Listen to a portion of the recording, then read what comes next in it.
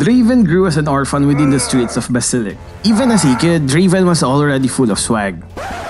Too many thoughts on my mind, I can't sleep at night, so I just keep writing. I don't need no help, I don't need opinions, so don't waste my time. He will get into fights with older children and even get involved with underworld thugs.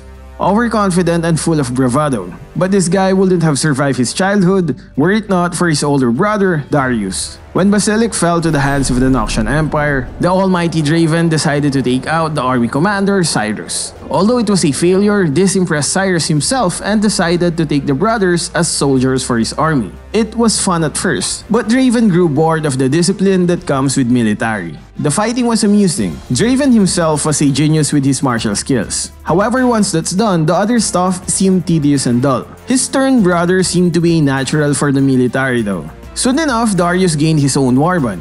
Draven joined thinking he could finally slack off and gain more personal glory. However, it was not possible with his brother's strict leadership.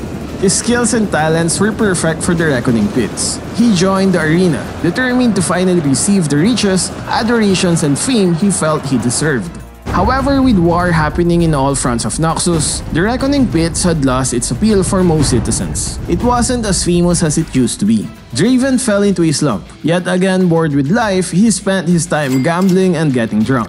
A broke and washed up bum with wasted talents. That is until the former General Jericho Swain had found him. Swain wanted to reclaim the lost glory of Noxus. He had plans for a coup, and with the help of Draven, they would kill the great emperor himself, Boram Darkwill. With the coup ending in success, Draven stood with Swain in victory. Draven, for the first time in months, finally smiled again as the cheers and adorations of the Noxian people washed over him. In the days following the coup, there were still a lot of nobles who refused to honor the new leadership of Swain.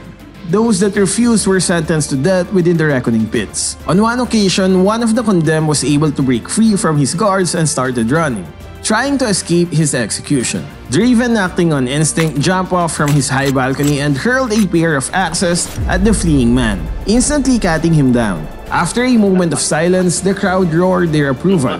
Draven savored their applause. Since then, Draven was known as the Glorious Executioner, turning boring fights into grand spectacles that started to draw in larger crowds. Soon enough, a promoter who was tired of feeding, training, and conditioning Reckoners for years, only to die in front of a dwindling number of audiences, approached Draven with an idea. But in return, the fights would have drama and showmanship, just like what Draven naturally exhibits during his fights. The Reckoners weren't just combatants now, but entertainers as well.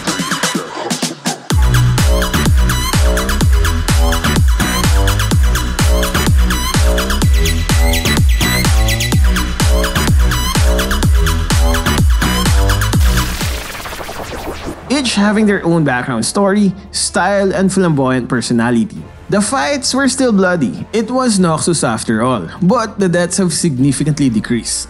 In a way, Draven had actually made the Reckoning Pits a lot safer compared to its former state. Draven spent his days partying with the wealthy and the elite.